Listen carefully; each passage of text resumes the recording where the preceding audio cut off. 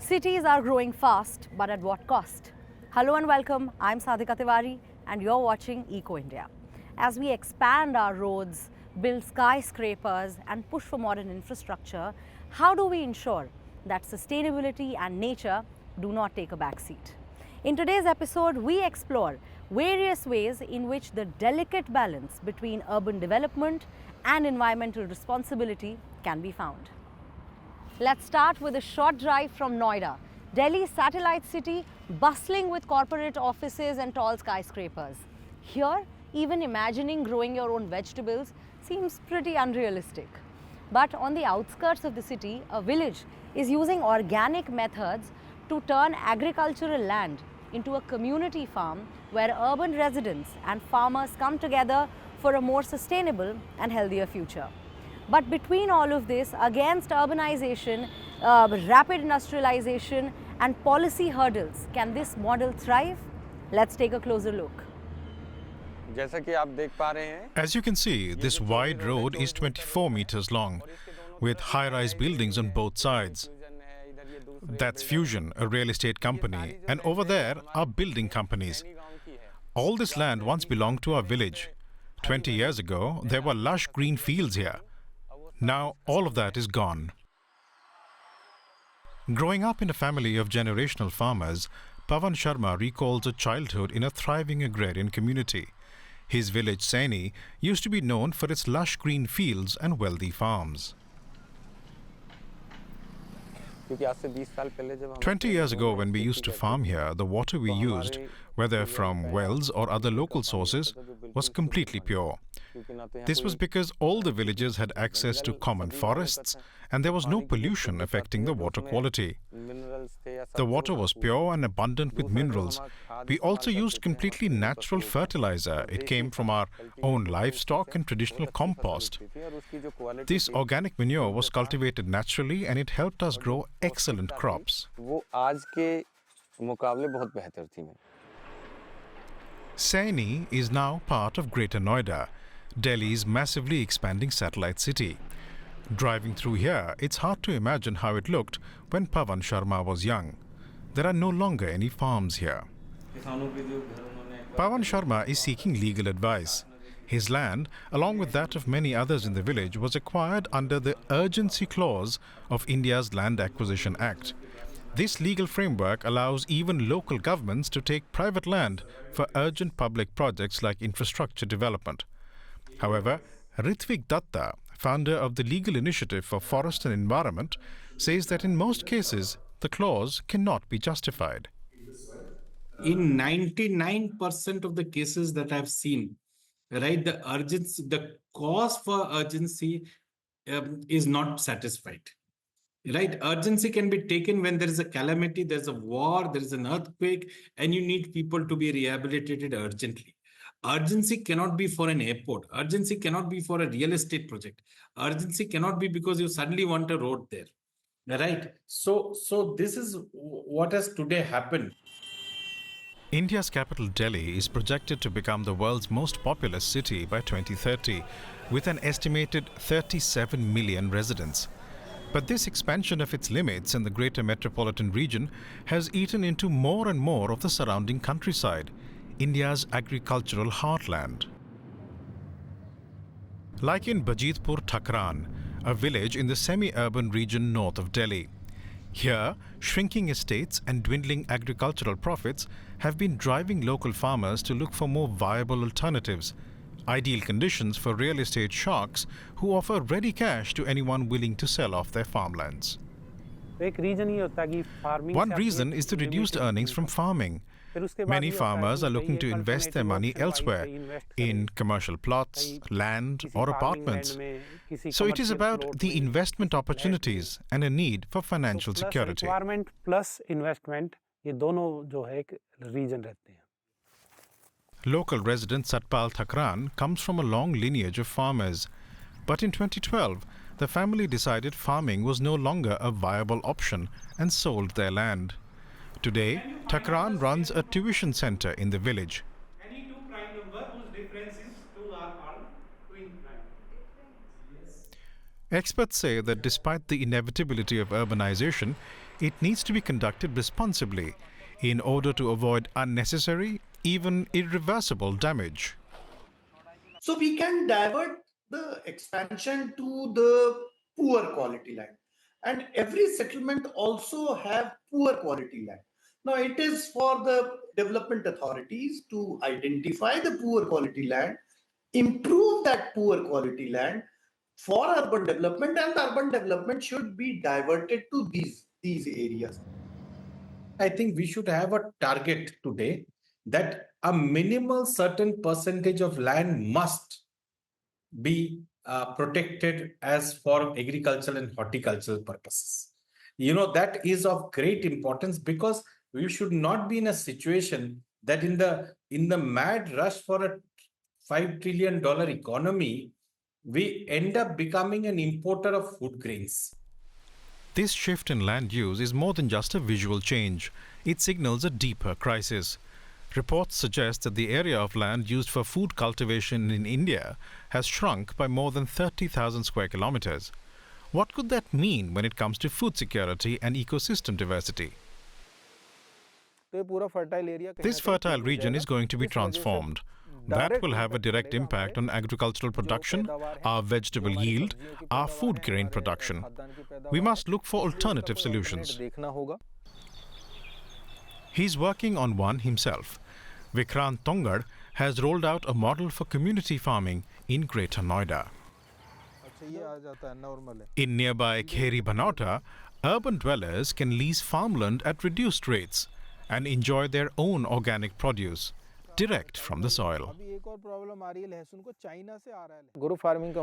Group farming means bringing together 8 to 10 families, hiring a dedicated gardener, and cultivating vegetables on a shared half to 1 acre plot. The produce is grown exclusively for these families, eliminating the need for commercial sales. Each family collects their share of fresh vegetables weekly after the harvest. Such initiatives provide hope that through innovative solutions, India's fertile farmland can be preserved and that growing urban populations can continue to reap the benefits of local food production. In the rapidly expanding city of Dhaka in Bangladesh, farmlands are quickly disappearing. But many residents here are refusing to let go on growing their own food. From small farms on the outskirts of the city to innovative rooftop farms, they are trying many ways to ensure fresh food on their plate. But much like in India, where climate challenges have made it almost impossible for farmers to turn a profit, can these urban farmers in Dhaka sustain? We meet those who are making it happen. Every day, Meenu Begum heads to her vegetable field on the outskirts of Dhaka. She's lucky that her family managed to secure a patch of land. Here, they grow different kinds of spinach. My husband has been farming since he was a kid.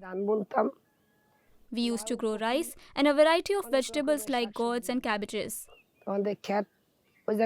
Now, with farmland shrinking and high-rise buildings taking over, we grow spinach, red spinach, and water spinach on this land.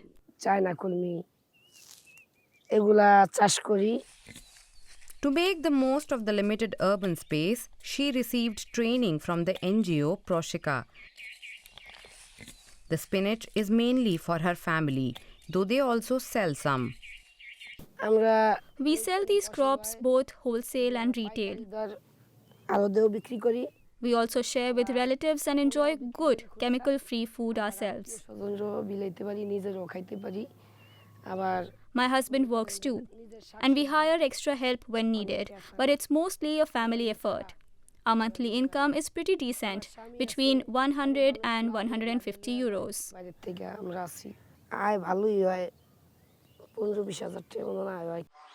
Studies in Bangladesh show that many Dhaka residents have fallen into poverty in recent years, partly due to the pandemic. Rising food prices are also making urban farming more appealing. However, city conditions aren't ideal for agriculture. আজকে পানি দিলে কালকে পানি থাকে না, ক্ষেত শুকায় যায় এই রোদের কারণে।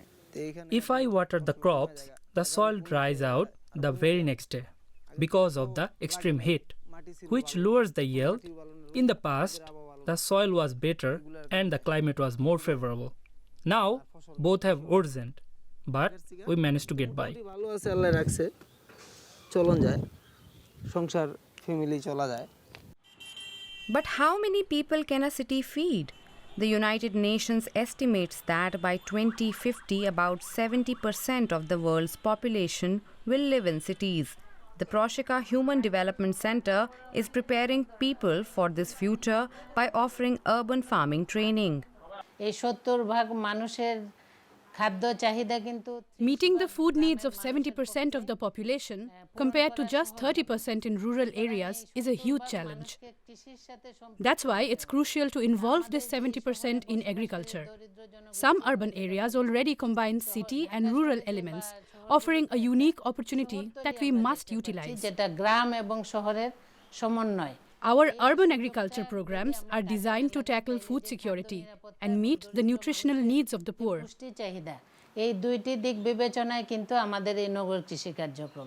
One option for growing food is on rooftops. Experts estimate that nearly every resident of Dhaka could be supplied with vegetables if the city's roughly 2 million roofs were used for urban farming. Businessman Abdur Rob has been using his roof as a garden for some time. But now he'd like to grow more vegetables, and the Proshika Center provides guidance on that. Though not everyone owns a house with a roof suitable for farming, Meenu Begum, who lives on the outskirts, still has her field. But that's getting more complicated as construction continues to replace green spaces.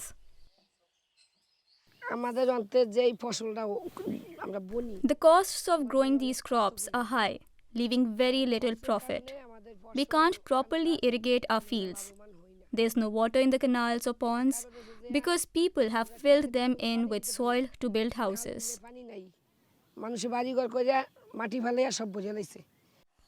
The more construction there is, the more important local vegetable supply becomes.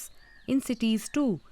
There are already several rooftop gardens in Dhaka, and as rooftop farms, they could play a crucial role in feeding city dwellers. I live in Delhi, and to stay comfortable here means to rely on multiple appliances throughout the year. And with rising extreme weather, the demand for such appliances has only gone up. But imagine living in a house that stays cool in the summers, warm in the winters, and requires almost no energy. In Spain, thousands of people are living in cave houses, centuries-old dwellings that are now making a comeback. As the many chimneys suggest, these are no ordinary hills. These cave houses are in Guadix, southern Spain. For Mari Carmen, the cave's constant temperature of around 20 degrees Celsius is just right. She's proud of her climate-friendly home. This is the kitchen. And here, come with me. Here we have a bedroom, the master bedroom.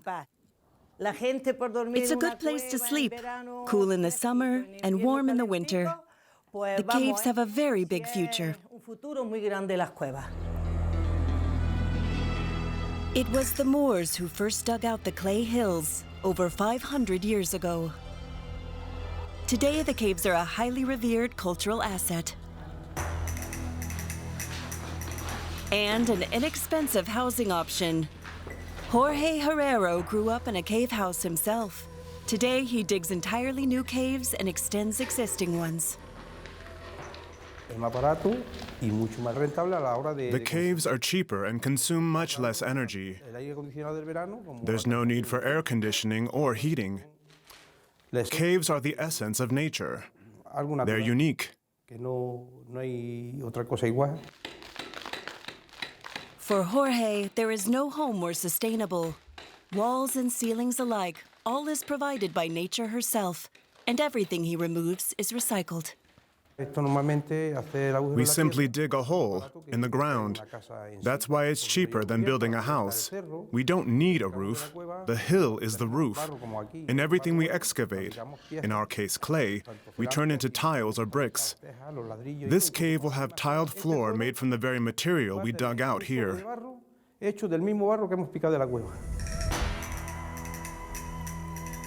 The underground homes are increasingly popular, and they come in all sizes. Juan Calandria is an architect. He and the cave dweller Rafael Medina want to promote this ecological and economical form of housing. In future, caves will become more attractive, as they have a direct impact on the fight against climate change. There is no concrete here, no steel beams, no energy-intensive materials are used at all.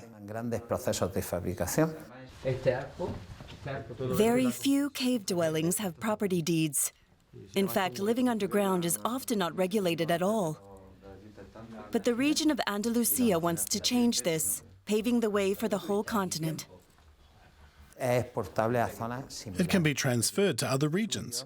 After all, in Europe there are many like this, with sedimentary rock. Underground homes can be built wherever ground conditions allow.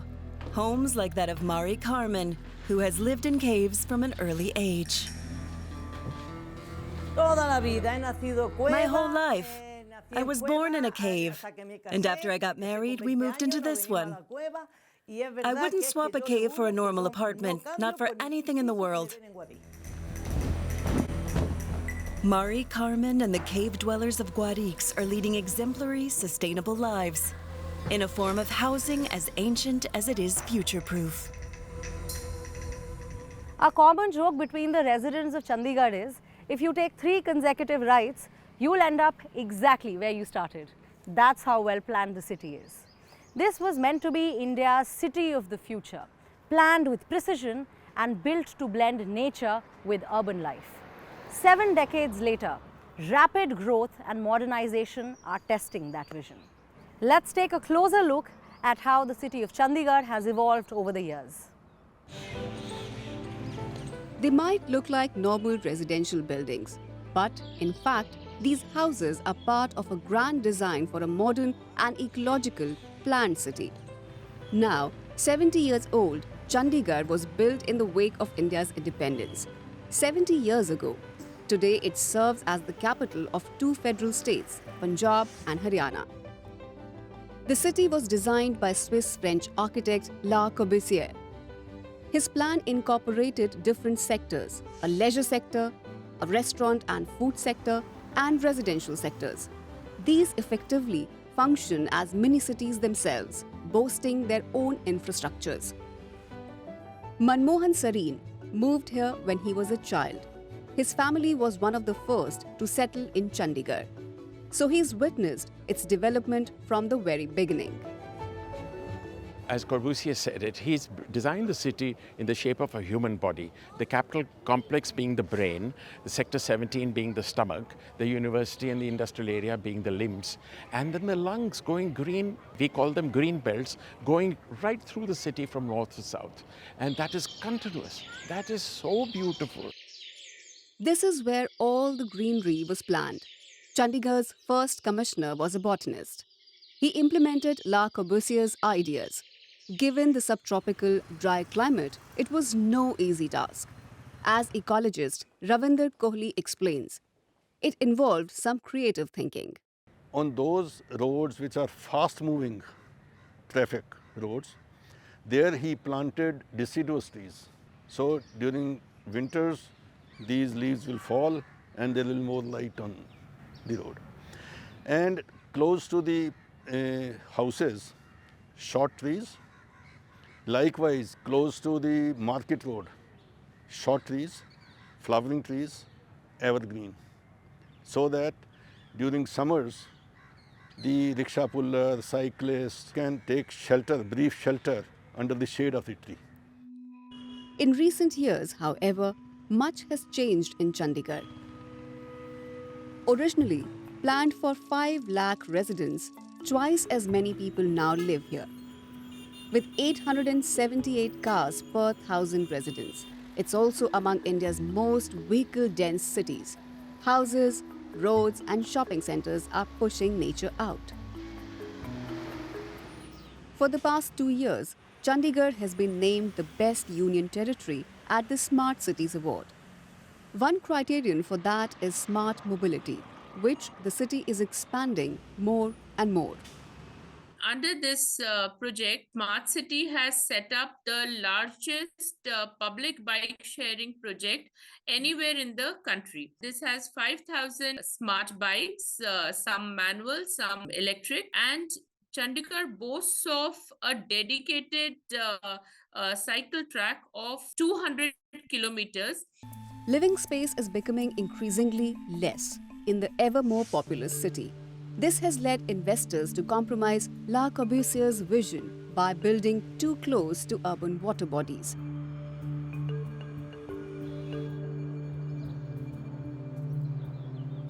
Manmohan Lal Sareen was among the lawyers who took action against the investors.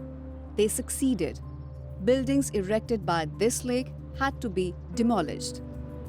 Another developer wanted to build 36 towers of 35 stories high each just north of the capital complex, and Corbusier didn't want any building there. So that also the Supreme Court finally banned. Chandigarh is constantly trying to balance the 70-year-old vision of its designer with the needs of a booming population. But having been such a forerunner in terms of modernity and sustainability back then, it also proves that the two can work together. I have often thought of switching to an electric car, but the carbon footprint of buying a new car might actually be higher. What if switching to an EV didn't mean buying a new one? A businesswoman in Coimbatore has found a way to convert petrol and diesel two-wheelers into electric ones at a fraction of a cost very quickly. In a male-dominated business, she is bringing about a revolution despite many challenges. You only need to pay 38,000 Indian rupees, around 400 euros, to convert a petrol vehicle into an electric one. It takes 1.5 hours. 1 litre of petrol costs around 100 rupees. With electric, it costs just 10 rupees for 50 kilometers. A petrol scooter turned into an electric one in just 90 minutes, the time it would normally take to service the vehicle. With a degree in engineering, Sivasankari TP is breaking new ground in India's male-centric automotive business. Why is this conversion so important? That's a question we get a lot. The government is going to implement a scrapping policy designed to take old polluting vehicles off the road to reduce India's carbon footprint. They will offer consumer only 2 options. Either you get a fitness certificate for your vehicle or you have to scrap it. So why not convert it into an electric vehicle? AR for Tech is based in Coimbatore, a hub for automotive suppliers in the state of Tamil Nadu. The company is targeting a key market. If you look at the census, there are about 230 million two-wheelers in India. These will eventually be scrapped one day. If you want people to buy new electric vehicles, that transition will take time. So we are converting existing petrol motorcycles and scooters into electric ones. This can speed things up. The company actively encourages women to join. This field is completely new to us. Without any specialized courses, we began with just 1 month of training. From there, we gained enough confidence to handle everything ourselves. Whether it's electrical or mechanical, we can do it all. Converting a petrol vehicle into an electrical one is not a difficult job. The mechanical work is very simple. It's just the work on the motor that takes time. It would be great if more women could learn how to do this work. I think everyone could benefit. The conversion is worth it, especially financially. A 1 kilowatt battery can be charged with 1 unit of electricity. So traveling 50 kilometers with an electric vehicle costs just 10 rupees. The conversion costs of about 400 euros could be a financial burden on many households. So Sivasankari is calling on the government to provide subsidies for converted electric vehicles just like it does for new EVs. That's it for today's episode. As our cities expand, finding the balance between growth and sustainability has become more important than ever. Do you know of any initiatives that are trying to do the same? Let us know. You can email us or speak to me directly on my social media handles. And do not forget to follow us on our Instagram at DW_environment. Thank you for joining us. I will see you next week with more such stories. Until then, take care. Goodbye. Namaskar.